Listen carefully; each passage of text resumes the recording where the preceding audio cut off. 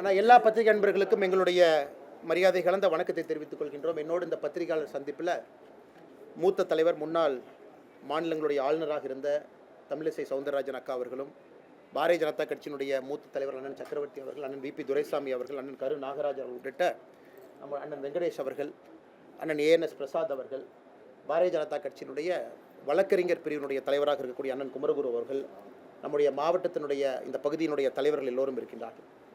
இந்த பத்திரிகையாளர் சந்திப்பு பாரதிய ஜனதா கட்சி சார்பாக திருப்பரங்குன்றம் அதை மையப்படுத்தி திராவிட முன்னேற்ற கழகத்தினுடைய அரசு செய்யக்கூடிய தவறுகளை, குறிப்பாக நீதியரசர் அவருடைய தீர்ப்புக்கு பிறகு அதை மதிக்காமல் ஒரு மத மோதலை உருவாக்குவதற்கான எல்லா முயற்சியிலும் நம்முடைய திராவிட முன்னேற்ற கழகத்தினுடைய ஆளுகின்ற அரசு இறங்கியிருக்கின்றார்கள் என்பதையெல்லாம் உங்கள்கிட்ட பகிர்ந்து கொள்வதற்காக இந்த சந்திப்பு நடந்து கொண்டிருக்கிறது. நண்பர்களே, கொஞ்சம் நாங்கள் டீட்டெயிலாக அதில் பேசணும்னு நினைக்கிறோம். ஏன்னா நேரடியாக அந்த மதுரை உயர்நீதிமன்றம் கொடுத்துருக்கக்கூடிய தீர்ப்பு, அதன் பிறகு கண்டெம்ப்ட் ஆஃப் கோர்ட்டு, அது உங்களுக்கு தெரியும். கொஞ்சம் பின்னாடி இருந்து ஆரம்பிக்கிறோம். இந்த இஷ்யூவை பொறுத்த வரைக்கும் 1862 இது ஒரு டாக்குமெண்டடாக இது ஒரு இஷ்யூவாக இருக்குது. ஏன்னா 1862, 1912 2 ஆண்டுகளில் ஆங்கிலேயர்களுடைய ரெக்கார்டு படி இந்த மலையினுடைய உச்சியில் லைட் அமைக்க வேண்டும் என்று முயற்சி செய்த பொழுது அன்னைக்கு இருந்த மேஜிஸ்ட்ரேட் லைட் அமைப்பதற்கு அன்னைக்கு அனுமதி கொடுக்கல. அதனால் மதக்கலவரம் ஏற்படும் என்கின்ற காரணத்தை காட்டி 1990 காலகட்டத்தில் ஹிந்து முன்னணி அமைப்பு, அதனுடைய தலைவர்கள் அதை ரொம்ப மிக தீவிரமாக இதை கையில் எடுத்து நீதிமன்றத்தினுடைய உதவியை நாடி நிறைய டாக்குமெண்ட்டை ப்ரெசென்ட் பண்ணாங்க. அதில் மிக முக்கியமானது 1920 ஃபைல் பண்ண ஒரிஜினல் சூட் OS. அந்த 1920 ஃபைலான அந்த ஒரிஜினல் சூட், குறிப்பாக இந்த மலை, அதில் நம்முடைய முருகர் அவருடைய கோவில் எங்கே இருக்குது, காசி விஸ்வநாதர் கோவில் எங்கே இருக்குது, தர்கா எங்கே இருக்குது, இதை டிமார்கேஷன் செய்ய வேண்டும் என்பதற்கான சூட்டு. அதன் அடிப்படையில் 1920 ஃபைல் பண்ண OS சூட்டுக்கான தீர்ப்பு 1923 கிடைக்குது, ஒரு லோவர் கோர்ட் மதுரையில். அந்த தீர்ப்பு மிகச்சரியாக அந்த தீர்ப்பில் சொல்கிறாங்க, தர்கா எங்கே இருக்குது, இந்த நெல்லித்தோப்பு அப்படிங்கிற இடம் எங்கே இருக்குது, அங்கேருந்து தர்காவுக்கு கனெக்ட் பண்ணக்கூடிய படிக்கட்கள், இந்த 3 மட்டும்தான் இஸ்லாமிய நண்பர்கள் அவங்க கையில் இருக்கக்கூடிய விஷயம். ஒன்று மேலே மலை உச்சியில் அட் த டாப் இருக்கக்கூடிய தர்கா, சிக்கந்தர் தர்கா. அதற்கு நெல்லித்தோப்பு என்பது ஒரு சமப்பகுதி, இந்த மலைக்கு இடையில் இருக்கக்கூடிய சமப்பகுதி. அங்கே இறந்து போனவர்களுடைய சடலங்கள்லாம் இஸ்லாமிய மத அடிப்படையில், மரியாதை கலந்த அடிப்படையில் அங்கே வச்சுருக்கிறாங்க. அங்கிருந்து மேலே ஒரு கல்லை குடைந்து ஏறக்கூடிய படிக்கட்டு, இந்த 3 மட்டும்தான் இஸ்லாமியர் அவர்கள் கையில் இருக்கக்கூடியது. மிச்சது எல்லாமே இந்துக்களுக்கு சொந்தம், மலை முழுவதுமாக இந்துக்களுக்கு சொந்தம் அப்படிங்கிற தீர்ப்பு. அதை எதிர்த்து 1923 வந்த தீர்ப்பை எதிர்த்து மெட்ராஸ் ஹைகோர்ட் வர்றாங்க. 26 மெட்ராஸ் ஹைகோர்ட்டு இந்த மதுரை கீழே இருக்கக்கூடிய லோவர் கோர்ட் கொடுத்த தீர்ப்பை ஸ்டே பண்ணுறாங்க. அதன் பிறகு இந்தியாவினுடைய சுதந்திரத்திற்கு முன்பு உச்சபட்சமாக இருக்கக்கூடிய பிரிவி கவுன்சில் இன்னைக்கு சுப்ரீம் கோர்ட் மாதிரி பிரிவி கவுன்சிலுக்கு போகிறாங்க. 1930 காலகட்டத்தில் பிரிவி கவுன்சில் மதுரையில் கீழே இருக்கக்கூடிய நீதிமன்றம் கொடுத்த தீர்ப்பை ஊர்ஜிதம் செய்கிறாங்க. 1920 ஒரிஜினல் சூட், 1923 வந்த தீர்ப்பை ஊர்ஜிதம் செய்கிறாங்க. இந்த நெல்லித்தோப்பு என்கின்ற இடம் இஸ்லாமியத்துக்கு சொந்தமானது, மேலே இருக்கக்கூடிய தர்கா அது அவர்களுக்கு சொந்தமானது, மேலே ஏறக்கூடிய படிக்கட்கள் அவர்களுக்கு சொந்தமானது. மற்றபடி இந்த மலை முழுவதுமாக இந்து சமுதாயத்திற்கு, குறிப்பாக இந்த கோவிலுக்கு சொந்தமானது. அதன் பிறகு குவாரி எடுக்க வர்றாங்க. கோயில் நிர்வாகம் அப்ஜெக்ட் பண்ணி குவாரி விடலை. கோயில் நிர்வாகம் அப்ஜெக்ட் பண்ணி மர வெட்டுறதுக்கு பர்மிஷன் கொடுக்கல. இது காலங்காலமாக 1940, 50, 60, 70 காலகட்டத்தில் அங்கே இருக்கக்கூடிய கோவிலத்தினுடைய நிர்வாகம் அவங்க இடத்த பாதுகாத்துக்கிட்டே வர்றாங்க. ஸோ 1990 காலகட்டத்தில் ஹிந்து முன்னணி இங்கே தீபம் ஏற்ற வேண்டும் என்ற போராட்டத்தை எல்லாம் ஆரம்பித்து இதை மக்கள் மன்றத்தில் ஒரு பெரிய இஷ்யூவாக கொண்டு வர்றாங்க. இப்போ நாம் இதை நன்றாக புரிந்து கொள்ள வேண்டும். இன்றைக்கி நீதியரசர் திரு GR சுவாமிநாதன் அவர்கள் அவங்க ஒரு தீர்ப்பு கொடுத்துருக்குறாங்க. ஏன் அந்த தீர்ப்பு கொடுக்க வேண்டிய கட்டாயம் வந்துச்சு? ஏன்னா ஒரு டிவோட்டி, ஒரு ஹிந்து பக்தர், அவர் அங்கே இருக்கக்கூடிய எக்ஸிக்யூட்டிவ் ஆஃபீஸரை நோக்கி போகிறாங்க. அந்த ஈஓட்ட கேட்குறாங்க. 28/10/2025 ஒரு அந்த ஹிந்து டிவோட்டியாக இருக்கக்கூடிய ராம ரவிக்குமார் அவர்கள் இந்த மாதிரி தீபத்தை ஏற்ற வேண்டும். எங்கே ஏற்றணும்னா தீபத்தூணில் ஏற்ற வேண்டும். இத்தனை காலமாக உச்சி பிள்ளையார் கோவில் பக்கத்தில் ஏற்றுறாங்க அப்படின்னு 28/10/2025 ரெப்ரசன்டேஷன் கொடுக்குறாங்க எக்ஸிக்யூட்டிவ் ஆஃபீஸருக்கு. ஈஓ 3/11/2025 அதை ரிஜெக்ட் பண்ணுறாங்க. நாங்கள் பர்மிஷன் கொடுக்க மாட்டோம், இத்தனை காலமாக எங்கே ஏற்றணுமோ அதே உச்சி பிள்ளையார் கோவிலில் தான் ஏற்றுவோம் என்று. அதன் பிறகு ராம ரவிக்குமார் அவர்கள் மதுரை கிளை, மெட்ராஸ் ஹைகோர்ட்டினுடைய மதுரை கிளை, அங்கே அவங்க ரிட் பெட்டிஷன் ஃபைல் பண்ணுறாங்க. 32317 என்கிற ரிட் பெட்டிஷனை இந்த மாதிரி எனக்கு வந்து ஈஓ பெர்மிஷனை டினை பண்ணியிருக்கிறாங்க, எனக்கு நீங்கள் அனுமதி கொடுக்க வேண்டும், என்னுடைய மத புண்பட்டு இருக்குது அவர் கேட்குறார். அதன்படி நீதியரசர் அவர்கள் டிசம்பர் மாதம் 1ஆம் தேதி, சில நாட்களுக்கு முன்பு 1/12/2025 தீர்ப்பு கொடுக்குறாங்க. அந்த தீர்ப்பு மிக தெளிவாக பல விஷயத்தை அதில் பேசுகிறாங்க. அவங்க இந்த டிமார்கேஷன் இஷ்யூக்குள்ளேயே போகலை. இந்த மலையை பொறுத்தவரை சிக்கந்தர் தர்கா இஸ்லாமியர்களுக்கு சொந்தமானது, நெல்லித்தோப்பு இஸ்லாமியர்களுக்கு சொந்தமானது, படிக்கட்டு ஏறுறது இஸ்லாமியர்களுக்கு சொந்தமானது, மற்றபடி இந்த மலை மிச்ச பகுதி எல்லாமே அந்த கோவிலுக்கு சொந்தமானது, குறிப்பாக தீபத்தூணும் கோவிலுக்கு சொந்தமானது என்கின்ற தீர்ப்பில் ஊர்ஜிதம் செய்கிறாங்க. இதற்கு முன்பு இருந்த தீர்ப்பு தான் இது. அதன் பிறகு நீதியரசர் அவர்கள் 2 முக்கியமான கருத்துக்களை வைக்கிறாங்க. ஏன் அதை வைக்கணும் அப்படின்னாங்க, தமிழகத்தினுடைய சட்டத்துறை அமைச்சர் திரு ரகுபதி அவர்கள் வேண்டுமென்றே பத்திரிகையாளர் நண்பர்கள் சந்திப்பில் வேண்டுமென்றே சில பொய்களை சொல்லியிருக்கின்றார்கள். அதாவது ஒரு சட்டத்துறை அமைச்சராக இருந்து சத்திய பிரமாணம் எடுத்து பணி செய்ய வேண்டிய ஒருவர் சில பொய்களை சொல்லியிருக்கிறாங்க. நீங்கள் நல்லா பாருங்கள், அதாவது மதுரை நீதியரசர் அவர்கள் தவறான ஒரு தீர்ப்பு கொடுத்துருக்குறாங்க அப்படிங்கிற வாதத்தை திரு ரகுபதி அவர்கள் வைக்கிறாங்க. என்ன வாதத்தை வைக்கிறாங்கன்னா, இதில் இருக்கக்கூடிய பிரச்சனை எல்லாம் 2014 முடிஞ்சிருச்சு, 2014 அந்த பிரச்சனை முடிஞ்சிருச்சு, அன்னைக்கே டிவிஷன் பெஞ்சு தீர்ப்பு கொடுத்துட்டாங்க, டிவிஷன் பெஞ்சினுடைய தீர்ப்பு படி உச்சி பிள்ளையார் கோவிலில் மட்டும்தான் நாம் தீபத்தை ஏற்றணும், மேலே போக வேண்டிய அவசியம் இல்லை, அதனால் நீதியரசர் அவர்கள் தன்னுடைய கடமையை சரியாக செய்யலை அப்படின்னு. இதை வந்து மாண்புமிகு நீதியரசர் அவர்கள் டிசம்பர் 1ஆம் தேதி கொடுத்த தீர்ப்பில் மிக முக்கியமாக இந்த பாயிண்ட்டை ஹைலைட் பண்ணி பேசியிருக்கிறார். அவர் எதுவும் மறுக்கலை, இந்த பாயிண்ட்டை ஹைலைட் பண்ணி பேசுகிறார். அதை மட்டும் ஆங்கிலத்தில் உங்களுக்கு படித்து காட்ட விரும்புகின்றோம். அதாவது 2014 போட்டிருக்கக்கூடிய ரிட் பெட்டிஷன் எதை ரகுபதி அவங்க கோட் பண்ணுறது, 2017 டிவிஷன் பெஞ்ச் ஆர்டர், இது இரண்டும் என்ன சொல்கிறாங்கன்னா, அதில் பெட்டிஷனர் என்ன கேட்குறாங்கன்னா, தீபத்தை மலையினுடைய உச்சபட்சமான உச்சியில் ஏற்ற வேண்டும் என்று கேட்கின்றாங்க. So the petitioner wanted the deepam to be lit at the hilltop. He further argued that lighting the lamp near Moksha Deepam is not in consonance with the scripture. The learned judge rightly rejected the request. அவர் 2014 தீர்ப்பை சரின்னு தான் சொல்கிறார். This was because the title over the hilltop has already been declared as vesting in the Muslim. மலையினுடைய உச்சி பகுதி top most part அது இஸ்லாமியர்களுக்கு சொந்தமானது என்கின்ற 1920 ஓஎஸ் தீர்ப்பை இருக்குது. A settled issue cannot be reopened அப்படிங்கிறார். நான் இந்த இஷ்யூவை திரும்ப ரீஓப்பன் பண்ணல, ஆனால் இன்னைக்கு பெட்டிஷனரை முன்னாடி என்ன கேட்குறாங்க, தீபத்தூணில் இதை ஏற்ற வேண்டும் என்று கேட்கின்றார்கள். தீபத்தூண் என்பது மலையினுடைய உச்சியில் இல்லை. 2014 தீர்ப்பு, 2017 தீர்ப்பு என்பது மலை உச்சியிலே தீபத்தை ஏற்ற வேண்டும் என்கின்ற தீர்ப்பு. அதற்கு மாண்புமிகு நீதியரசர் அவர்கள் அந்த காலகட்டத்தில் கொடுக்கல. அது சரியான காரணம்தான். ஏன்னா இந்த நீதியரசர் சொல்கிறது அது மிக முக்கியமாக தர்காக்கு சொந்தம்னு அது ஊர்ஜிதம் ஆயிடுச்சு. ஆனால் தீபத்தூண் என்பது மலையினுடைய உச்சியில் கிடையாது. யாருமே போய் தர்காவுக்கு பக்கத்தில் தீபத்தூணில் ஏற்ற வேண்டும் என்று சொல்லலை. தர்காவிலிருந்து 50 மீட்டர் தூரத்தில் கொஞ்சம் கீழே இருக்கக்கூடிய தீபத்தூணில் ஏற்ற வேண்டும் என்பது தான் இன்னைக்கு போட்டிருக்கக்கூடிய ரெட் பெட்டிஷனுடைய சாரம்சம். The mosque is at the highest peak, the தீபத்தூண் is at the lowest peak. இரண்டுமே வேறு வேறு மலை உச்சியில் இருக்குது. அதனால் இதை வந்து ட்ரையல் ஜட்ஜு 1920 ரெகக்னைஸ் பண்ணிட்டாங்க. நான் இதை தவறாக பார்க்கல. அதனால் தீபத்தூணில் அவங்க கார்த்திகை தீபத்தை இந்த பெட்டிஷனர் கேட்டபடி ஏற்றுவதற்கு நான் அனுமதி கொடுக்கிறேன். இதை சட்டத்துறை அமைச்சர் அவர்கள் திருச்சி பத்திரிகை நண்பர்கள் முன்னாடி 2014 2017 ரிட் பெட்டிஷனை கோட் பண்ணுறாங்க. அதே தவறு, அதை முதல்ல இந்த பத்திரிகை மன்றத்தில் நாங்கள் தெரியப்படுத்த விரும்புகின்றோம். அதன் பிறகு சட்டத்துறை அமைச்சர் திரு ரகுபதி அவர்கள் இத்தோடு நிற்கல, மறுபடியும் ஒரு பொய்யை சொல்கிறார். என்ன பொய்யை சொல்கிறாருன்னா, 1996 ஒரு தீர்ப்பு எங்களுக்கு சாதகமாக வந்திருக்கு, 2014 தீர்ப்பும் எங்களுக்கு சாதகமாக வந்திருக்கு, 17 சாதகமாக வந்திருக்கு, 1996 சாதகமாக வந்திருக்கு. 1996 தீர்ப்பு என்பது அந்த ஆண்டுக்காக கேட்கப்பட்டது. அப்போ நீதியரசர் சொல்கிறாங்க, 1994 உச்சி பிள்ளையார் கோயில் ஏற்றுங்கன்னு சொன்னேன், 95 ஏற்றுங்கன்னு சொன்னேன், இப்போ நீங்கள் 96 வந்து கேட்குறீங்க, எனக்கு 3 நாள் மட்டும்தான் இருக்குது, அதனால் இந்த ஆண்டு நீங்கள் உச்சி பிள்ளையார் கோவிலில் ஏற்றுங்க. அதே நேரத்தில் தேவஸ்தானமோ வேறு யாரோ வேறு இடத்துல ஏற்ற வேண்டும் என்றால் அதுக்கு ப்ரொசீஜரும் கொடுக்குறாங்க, தர்காலிருந்து 15 மீட்டர் தள்ளி ஏற்றுங்க அப்படின்னு. ஸோ 1996 தீர்ப்பை பொறுத்தவரையும் குழப்பமில்லை, 2014 குழப்பமில்லை, 2017 குழப்பமில்லை.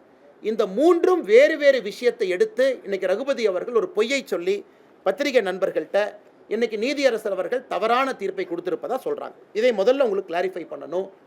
அந்த மலையை பொறுத்தவரை தீபத்தூண் என்பது மலையினுடைய உச்சியில் கிடையாது. மலையினுடைய உச்சியில் தர்கா இருக்குது, அதை யாரும் கூட வேண்டும் என்று கேட்கல, அது வேறு. தீபத்தூண் என்பது அந்த 2 மலையில் இருக்கக்கூடிய அந்த சிறிய மலையினுடைய உச்சியில் தீபத்தூண் இருக்குது, அதைத்தான் என்று கேட்டிருக்கின்றார்கள். அதற்கு நீதியரசர் அவர்கள் அனுமதி கொடுத்துருக்கிறாங்க. இதோடு அவங்க நிற்கல. நீதியரசர் அவர்கள் அனுமதி கொடுத்தாங்க. எப்போ அனுமதி கொடுத்தாங்க? 1/12/2025 கொடுக்குறாங்க. ஸோ கார்த்திகை தீபம் 3ஆம் தேதி வருது. 2ஆம் தேதி கோவிலினுடைய ஈஓ ஒரு அப்பீல் போடுறார். ஒரு பேருக்கு ஒரு அப்பீல் போட்டு வைக்கிறார். இப்போ நியாயப்படி யாருக்காவது பிரச்சனை இருந்தால் தர்கா அவங்க அப்பீலுக்கு வந்திருக்கணும். இப்போ டிசம்பர் மாதம் 2ஆம் தேதி தர்கா அப்பீலுக்கு வர்றாங்கன்னா அது வேறு விஷயம். ஆனால் கோவில் சொத்தை பாதுகாக்க வேண்டிய ஈஓ அப்பீல் பண்ண வேண்டிய அவசியம் என்ன? அந்த கோவிலினுடைய எக்ஸிக்யூட்டிவ் ஆஃபீஸர் அந்த கோவிலினுடைய சொத்தை பாதுகாக்கணும். தீபத்தூண் என்பது கோவிலினுடைய சொத்து என்பது ஊர்ஜிதமாயிருச்சு 1920 வேறு காலகட்டத்தில். அப்படி இருக்கக்கூடிய ஈஓ அவர் எதுக்காக அப்பீல் போறாரு? இந்த நீதியை எதிர்த்து அப்பீலும் சரியாக ஃபைல் பண்ணல. இதுலேருந்து தெளிவாக தெரிகிறது, அந்த எக்ஸிக்யூட்டிவ் ஆஃபீஸரை திராவிட முன்னேற்ற கழகத்தினுடைய அரசு தூண்டி விட்டு எக்ஸிக்யூட்டிவ் ஆஃபீஸர் அப்பீல் போக வைக்கிறாங்க. தர்கா இன்னைக்கு வந்திருக்கிறாங்க, வக்ஃப் போர்டும் தர்காவும் இன்னைக்கு வந்திருக்கிறாங்க. இதை எதிர்த்து அப்பீல் இன்னைக்கு வந்திருக்கிறாங்க. 2ஆம் தேதி ஈஓ அப்பீல் செய்ய வேண்டிய கட்டாயமே இல்லை. காரணம், ஈஓனுடைய முதல் கடமை கோவில் சொத்தையும் தீபத்தோனையும் ப்ரொடெக்ட் பண்ணணும். அடுத்து 3ஆம் தேதி ஈஓ சொல்கிறாங்க, இல்லை நாங்கள் மலை உச்சியில் ஏற்ற மாட்டோம், தீபத்தூண் ஏற்ற மாட்டோம் என்று சொல்லுகின்றார். அதற்கு இந்த petitioner Rama Ravikumar contempt of court வர்றாங்க. 5 மணிக்கு கண்டெம்ட் ஆஃப் கோர்ட் பெட்டிஷன் இருக்கிறாங்க. கார்த்திகை தீபம் 6 மணிக்கு. அந்த பெட்டிஷன் வரும்போது தமிழ்நாடு அரசுடைய வழக்கறிஞர் சொல்கிறாங்க, இல்லை 6 மணி வரைக்கும் பொறுங்க, 5 மணிக்கு எடுக்கிறீங்க. நீதியரசர் அவர்கள் 5 மணிக்கு எடுத்த கண்டெம்ட் ஆஃப் கோர்ட்டை 6:05 வரைக்கும் தள்ளி வைக்கிறார். 6:05க்கும் தீபம் ஏற்றப்படவில்லை என்கின்ற ஒரே காரணத்தினால தான் நேரடியாக பெட்டிஷனருக்கு சொல்கிறாங்க, நீங்கள் 10 பேர்த்தோட மலை மேலே ஏறலாம், உங்களுக்கு மதுரை உயர்நீதிமன்றத்தில் இருக்கக்கூடிய சிஐஎஸ்எஃப் பாதுகாப்பு இருக்கக்கூடிய சிஐஎஸ்எஃப் அதனுடைய கமாண்டன்ட் பாதுகாப்பு கொடுப்பாங்க. ஏன் சொல்கிறாங்க? 1ஆம் தேதி கொடுக்கப்பட்ட தீர்ப்பு நேரடியாக கமிஷனருக்கு டைரக்ட் பண்ணுறாங்க, போலீஸ் கமிஷனருக்கும் கலெக்டருக்கும். நீங்கள் இதை தீபத்தை ஏற்றுவதற்கு உறுதுணையாக இருக்கணும். 1ஆம் தேதியும் கமிஷனர் நடவடிக்கை எடுக்கல, 2ஆம் தேதியும் கமிஷனர் நடவடிக்கை எடுக்கலைன்னா மாநில அரசினுடைய காவல்துறை அதிகாரிகள் தன்னுடைய கடமையை சரியாக செய்யலை. அந்த கடமையை செய்யாத காரணத்தினால தான் இது ஜுடிஷியல் ஓவர் ரீச் கிடையாது. திரு ஜிஆர் சாமிநாதன் அவர்கள் 3ஆம் தேதி 6:05 கொடுக்கக்கூடிய தீர்ப்பில் கண்டெம்ட் ஆஃப் கோர்ட் பெட்டிஷனில் மாநில அரசு கடமையை செய்யலை, காவல்துறை கடமையை செய்யலை, கலெக்டர் கடமையை செய்யலை, அதனால் சிஐஎஸ்எஃப் நான் அனுப்புகிறேன், கமாண்டன்ட் நீங்கள் கூட போங்க, அந்த 10 பேர் தீபம் ஏற்றுவதற்கு அனுமதி கொடுக்க வேண்டும் என்று சொல்லுகிறார். இதில் எதுவும் தவறாக இல்லை. இதை எதிர்த்து மறுபடியும் அங்கே இருக்கக்கூடிய இரண்டு நீதிபதிகள் இருக்கக்கூடிய அமர்வு டிவிஷன் பெஞ்சுக்கு போகிறாங்க. எப்போ போகிறாங்க? அடுத்த நாள் அப்பீல் போகிறாங்க. இந்த பிரச்சனையெல்லாம் 3ஆம் தேதி இரவு நடக்குது. 4ஆம் தேதி காலையில் அப்பீலுக்கு போகிறாங்க. இந்த நீதியரசர் சிஏஎஸ்எஃப் விட்டது தப்பு, எப்படி அவங்க சிஏஎஸ்எஃப் அனுமதி கொடுக்கலாம், சட்டம் ஒழுங்கு என்பது மாநில அரசினுடைய கட்டுப்பாட்டில் மட்டும்தான் இருக்கணும், எப்படி மத்திய அரசுக்கும் மாநில அரசுக்கும் கலவரத்தை ஏற்படுத்த முயற்சிக்கின்றார் என்று நீதியரசரின் மீது இவங்க பெட்டிஷனை போட்டிருக்கிறாங்க கோர்ட்டில். அதற்கு அந்த 2 நீதியரசர்கள் திரு ஜெயச்சந்திரன் அவர்கள் திரு கே ராமகிருஷ்ணன் அவர்கள் சொல்கிறாங்க, இதில் எந்த தவறும் கிடையாது. 1ஆம் தேதி மாநில அரசுக்கு சொன்னாங்க, 1ஆம் தேதி காவல்துறை கமிஷனருக்கு சொன்னாங்க, 1ஆம் தேதி கலெக்டருக்கு சொன்னாங்க, யாருமே வேலை செய்யலை. அதன் பிறகுதான் நீதியரசர் அவர்கள் 3ஆம் தேதி 6 மணிக்கு தீபம் ஏற்றப்படவில்லை என்கின்ற காரணத்திற்காக இந்த நீதியை கொடுத்துருக்கிறாங்க. அதனால் சிஏஎஸ்எஃப்ஐ அனுப்ப வேண்டும் என்று அவர் சொல்லியது எந்த விதத்திலும் தவறில்லை. இது மிக முக்கியமானது. 3ஆம் தேதி ராம ரவிக்குமார் அவர்கள் அங்கே இருக்கக்கூடிய நம்முடைய பாரதிய ஜனதா கட்சியினுடைய தலைவர்கள்லாம் போகிறாங்க தீபம் ஏற்றுவதற்கு உறுதுணையாக. அன்னைக்கு கலெக்டர் என்ன சொல்கிறாங்கன்னா, கமிஷனர் என்ன சொல்கிறாங்க, கலெக்டர் 144 சிஆர்பிசி 163 பிஎன்எஸ்எஸ் அந்த சட்டத்தின்படி போட்டிருக்கிறாங்க, அதனால் நீங்கள் யாருமே போகக்கூடாது அப்படின்னு காட்டுறாங்க. அதற்கு மரியாதை கொடுத்து சிஏஎஸ்எஃப் முன்னாடி போகலை, அதற்கு மரியாதை கொடுத்து ராம ரவிக்குமார் உட்பட பெட்டிஷனர் யாரும் முன்னாடி போகல. ஏன்னா 144 போட்டிருக்காங்க. இந்த 2 டிவிஷன் பெஞ்சில் நீதியரசர் அவர்கள் 4ஆம் தேதி 144 சிஆர்பிசி 163 பிஎன்எஸ்எஸ் போட்ட ஃபைலை வாங்கி படிக்கிறாங்க. அந்த ஃபைலில் என்ன இருக்குது? அந்த ஃபைலில் இவங்க போட்ட 144 சிஆர்பிசியே ஒரு ஃப்ராட் என்பது ஊர்ஜிதமாயிருக்கு. ஏன்னா நீதியரசர் அவங்க கேட்குறாங்க, 144 சிஆர்பிசி எப்போ போட்டீங்க? 3ஆம் தேதி 6:05க்கு திரு சாமிநாதன் அவர்கள் சிஏஎஸ்எஃப் படையோடு மேலே செல்லலாம் என்று 6:05க்கு தீர்ப்பு கொடுக்குறாங்க. நீங்கள் 144 எப்போ போட்டீங்க? அதில் அந்த நீதியரசர் சொல்கிறாங்க, the file contains loose sheet of papers containing past history of dispute. The order has been promulgated with effect from 6 p.m. on 3/12. அதில் சொல்கிறாரு, thus it is very obvious. Section 163 BNSS order is passed prior to the judicial order or the records are manipulated after this court calls for a original file. தவறு மீது மறுபடியும் ஒரு தவறு பண்ணுறாங்க. அதாவது 6 மணியிலிருந்து 144 சிஆர்பிசி 163 பிஎன்எஸ்எஸ் போடுறேன்னு 6 மணியிலிருந்து அந்த ஃபைலில் இருக்குது. அப்போ அந்த ஆர்டர் அவங்க 4 மணிக்கு போட்டிருக்கிறாங்க, ஆர்டரை 3 மணிக்கு போட்டிருக்கிறாங்க, ஆர்டர் 2 மணிக்கு போட்டிருக்காங்க, ஃபைலில் இல்லை. ஆனால் நிச்சயமாக நீதியரசர் தீர்ப்பு கொடுத்த பிறகு போடப்படவில்லை. 6-5க்கு திரு சாமிநாதன் அவர்கள் கொடுத்த, நீதியரசர் அவர்கள் கொடுத்த தீர்ப்புக்கு பிறகு 144 சிஆர்பிசி போடப்படவில்லை என்பது இந்த டிவிஷன் பெஞ்சில் இருக்கக்கூடிய 2 நீதியரசர் பெரிய வார்த்தையை பயன்படுத்துறாங்க. IAS IPS அதிகாரிகளுக்கு எதிராக the records are manipulated after the court calls for the original file. கோர்ட்டில் வந்து ஒரிஜினல் ஃபைல் கொடுங்க என்று சொல்லிய பிறகு இந்த டாக்குமெண்ட்டை மேனிபுலேட் பண்ணி அரசு கொடுத்துருக்குறாங்க. மறுபடியும் தவறு. அதன் பிறகு 4ஆம் தேதி நேற்று நம்முடைய பாரதிய ஜனதா கட்சியினுடைய மாநில தலைவர் திரு நயினார் நாகேந்திரன் அவர்கள், நம்முடைய மூத்த தலைவர் அண்ணன் ஹெச் ராஜாஜி அவர்கள் அவங்க மறுபடியும் போகிறாங்க. ஏன்னா இந்த 2 ஜட்ஜ் இருக்கக்கூடிய டிவிஷன் பெஞ்ச் அமர்வில் அப்பீலை டிஸ்மிஸ் பண்ணதுக்கப்புறம் 144ம் டிஸ்மிஸ் ஆகுது. அதன் பிறகு நாங்கள் தீபத்தை ஏற்றுவோம் என்று போன பிறகு அதை இல்லீகலாக எந்தவித ஆர்டரும் இல்லாமல் தடுத்துருக்குறாங்க. 144 நிலுவையில் இல்லை, அப்பீல் நிலுவையில் இல்லை, எங்கேயும் கூட நீதியரசர் திரு சாமிநாதன் அவங்க கொடுத்தது ஸ்டே இல்லை, எதுவுமே இல்லாதப்ப அங்கே இருக்கக்கூடிய காவல்துறை அதிகாரிகள் தடுத்தது மட்டுமல்ல, மாநில தலைவர் அண்ணன் நயினார் நாகேந்திரன் அவர்கள் உட்பட, அண்ணன் ஹெச் ராஜா அவர்கள் உட்பட நம்முடைய தொண்டர்களை தலைவர்களை கைது பண்ணியிருக்காங்க. Which is an illegal arrest. அதுக்கு எந்த விதமான ஆதாரமும் கிடையாது, எந்த விதமான டாக்குமெண்ட் இல்லை. இந்த அளவுக்கு ஒரு ஆளுகின்ற திராவிட முன்னேற்ற கழகத்தினுடைய அரசு ஒரு நீதியரசர் கொடுத்திருக்கக்கூடிய தீர்ப்புக்கு எதிராக டைரக்ஷன் கொடுத்ததுக்கு அப்புறம் பணி செய்ய வேண்டிய பப்ளிக் சர்வெண்ட், அதனால தான் commissioner of police is called public servant, collector is called public servant. Public சர்வெண்ட்டாக இருக்கக்கூடிய 2 உயரதிகாரிகள் அவங்க அதை தடுத்து, அதன் பிறகு 4ஆம் தேதி நேற்று நடந்த கைது என்பது முழுவதும் இல்லீகல் கைதாக இதை மாற்றி 2 மதத்திற்கு இடையில் மோதல் போக்கை கடைபிடித்திருக்கின்றார்கள். இது இன்னும் ஆச்சரியமாக நீங்கள் பார்த்தீங்கன்னா, திரு நீதியரசர் சுவாமிநாதன் அவங்க தீர்ப்பில் இன்னும் பின்னாடி போகிறார். 2005 RDO ஆஃபீஸில் நடந்த பீஸ் கமிட்டி மீட்டிங் நடந்தது. அந்த பீஸ் கமிட்டி மீட்டிங்கில் 2 நபர்களும் பங்கேற்றாங்க. அதாவது டிசம்பர் 1ஆம் தேதி 2005 RDO ஆஃபீஸில் திருப்பரங்குன்றம் கார்த்திகை தீபம் ஏற்றுவது சம்பந்தமாக சாயந்தரம் 6 மணிக்கு 13-12 நடக்குது. அதில் வந்து இஸ்லாமிய நண்பர்களும் இந்து சகோதரர்களும் பங்கேற்கிறாங்க. அதில் எங்களுக்கு தர்காலிருந்து 15 மீட்டர் தள்ளி நீங்கள் தீபத்தை ஏற்றிக்கொள்ளலாம் என்று இஸ்லாமிய நண்பர்கள் கையெழுத்து போட்ட டாக்குமெண்ட் இதில் இருக்குது. மிக தெளிவாக கையெழுத்து போட்டு கொடுத்துருக்காங்க. 2005 தர்காலிருந்து 15 மீட்டர் தள்ளி நீங்கள் ஏற்றிக்கலாம், எங்களுக்கு எந்த பிரச்சனையும் இல்லை. ஸோ பிரச்சனை இஸ்லாமியர்களுக்கு இல்லை, பிரச்சனை தர்காக்காரங்களுக்கு இல்லை. இன்றைக்கி 2005 இதை கோர்ட்டில் என்ன சொல்கிறாங்கன்னா, இன்றைக்கி வந்து இல்லை இதை ஃபோர்ஸ் பண்ணி கையெழுத்து போட சொன்னாங்க, அதனால் நாங்கள் ஃபோர்ஸ் பண்ணி RDO ஆஃபீஸில் கையெழுத்து போட்டோம். 1996 இதே போல் ஒரு அக்ரிமெண்ட் போடுறாங்க. அந்த அக்ரிமெண்ட்டில் கூட இதே போல் இஸ்லாமியர் அவர்கள் எங்களுக்கு அப்ஜெக்ஷன் இல்லை. இன்னைக்கு திராவிட முன்னேற்ற கழகத்தினுடைய அரசு சிக்கந்தர் மலைன்னு புதிய பேரை வைக்கிறாங்க, அதை ரசிக்கிறாங்க. சிக்கந்தர் மலைக்கு இவங்க பேரை வச்சுக்கிட்டு ராமநாதபுரத்தினுடைய MP மேலே போய் சிக்கன் பிரியாணி சாப்பிட்றாரு, அதை ரசிக்கிறாங்க. நெல்லித்தோப்புக்கு போய் நாங்கள் ஆடு வெட்டுவோம், கோழி வெட்டுவோம்னு சொல்கிறாங்க, அதை ரசிக்கிறாங்க. அதை எதிர்த்து எங்கேயுமே மாநில அரசு போகலை. அதை எதிர்த்து டிவோட்டிஸ் போனாங்க. அதை எதிர்த்து இந்து மதத்தை நம்பிக்கையாக வழிபடக்கூடிய டிவோட்டி போகிறாங்க. எப்போங்க? அக்டோபர் 2025, 1 மாதத்துக்கு முன்னாடி அவங்க போய் கோர்ட்டில் ஆர்டர் வாங்குறாங்க, நெல்லித்தோப்பில் ஆடு கோழி வெட்டக்கூடாது. இன்றைக்கி இவ்வளவு ஆர்வமாக தர்காக்காரங்க செய்கிற வேலையெல்லாம் கோவிலினுடைய எக்ஸிக்யூட்டிவ் ஆஃபீஸர் பண்ணுறாரு இன்னைக்கு. ஆனால் அன்னைக்கு நெல்லித்தோப்பில் போய் ஆடு வெட்டலாம், கோழி வெட்டலாம், இவோ அப்ஜெக்ட் பண்ணல, தமிழ்நாடு அரசு அப்ஜெக்ட் பண்ணல. சிக்கந்தர் மலைன்னு பேர் சொல்கிறாங்க, தமிழ்நாடு அரசு அப்ஜெக்ட் பண்ணல. அந்த MP 100 பேர்த்த கூட்டு போய் சாப்பிட்றாரு, அப்ஜெக்ட் பண்ணல. அன்னைக்கு எங்கேயுமே அப்ஜெக்ட் பண்ணாதவங்க அன்னைக்கு அந்த நீதியரசருடைய தீர்ப்பும் கூட அதையும் குறிப்பிட்டிருக்கிறார். மாநில அரசு அப்ஜெக்டே பண்ணல, 2 இந்து பக்தாதிகள் அப்ஜெக்ட் பண்ணதுக்காக இந்த தீர்ப்பு கிடைச்சிருக்கு. அப்படி இருக்கும் பொழுது ஒருதலை பட்சமாக தமிழகத்தில் இந்து மதத்தை நம்பக்கூடிய பக்தர்களுக்கு எதிராக மிக முக்கியமாக அப்பீஸ்மெண்ட் பாலிடிக்ஸினுடைய உச்சபட்சமான ஒரு அரசியலை திராவிட முன்னேற்ற கழகத்தினுடைய அரசு செய்கிறாங்க. என் கையில் இருக்கக்கூடிய லிஸ்ட் பார்த்தீங்கன்னா, தமிழகத்தில் எங்கேயெல்லாம் இந்து கோவிலை இடித்தாங்க, திராவிட முன்னேற்ற கழகம் ஆட்சிக்கு வந்த பிறகு இந்து கோயிலை இடித்தது.